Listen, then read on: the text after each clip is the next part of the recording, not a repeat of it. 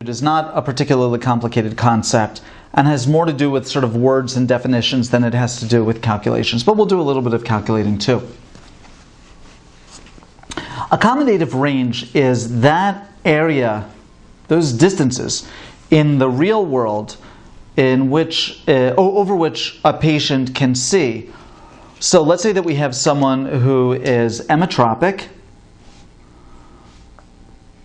and he can see to infinity. We have a candle here that is at an infinite distance. He can see to infinity, and let's say that his accommodative amplitude is equal to plus 5 diopters.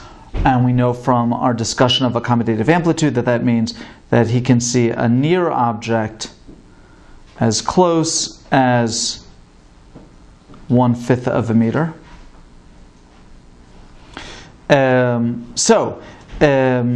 His accommodative range, then, we say is from infinity to 1/5 of a meter. Not so complicated. Okay, let's take the case of the myopic patient who is a -4 myope.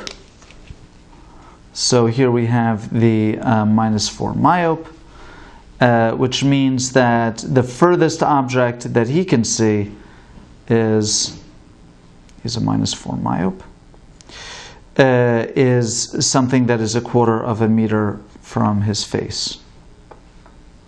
What do we call this point? Well, of course we call it the far point.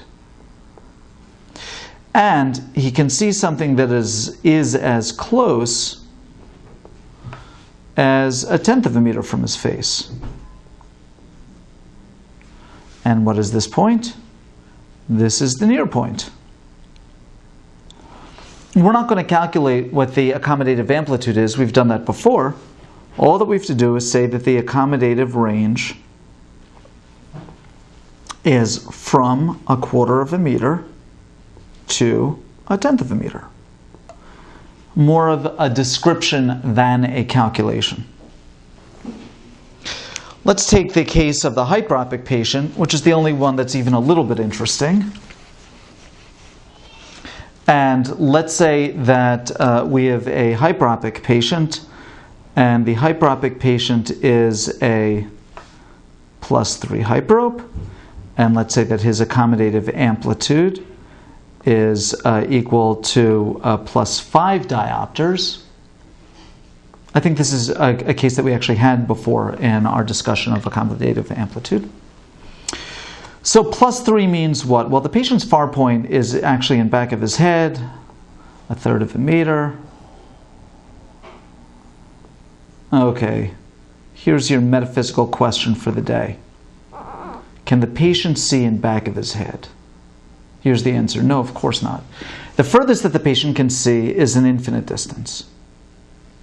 By the way, to see this infinite distance, he needs to accommodate 3 diopters just in order to compensate for his hyperopia. You remember my analogy of having money in the bank and the fact that hyperopes have a debt that they have to pay off. His debt is +3. He's got to pay it out of his accommodative amplitude of +5, meaning that all that he has left over is +2, which means that his near point is 1/2 of a meter from his head.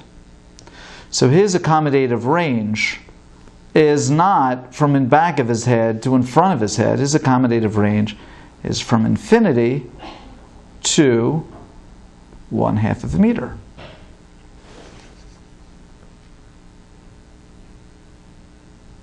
By the way, if we had an emmetropic patient who had an accommodative amplitude of +2, his accommodative range would also be from infinity to 1/2 of a meter. But I'm sure that you knew that. Last case, what if we have a patient that is a hyperopic, and he is, poor guy, a +7 hyperope, and his accommodative amplitude is equal to +5. meaning that his far point is at 1/7 of a meter in back of his head, and his near point is at 1/2 of a meter in back of his head. Where did I get a 1/2 a meter? He can spend 5 diopters of accommodative amplitude to compensate for 5 diopters of the hyperopia, but he's still left with +2 of hyperopia. So that's 1/2 meter. In the real world, what can he see? Bupkas. He has no accommodative range at all because he can't even overcome his hyperopia even for a second. No accommodative range. No accommodative range, meaning that without spectacles, he can't see squat. And that is all I have to say about accommodative range.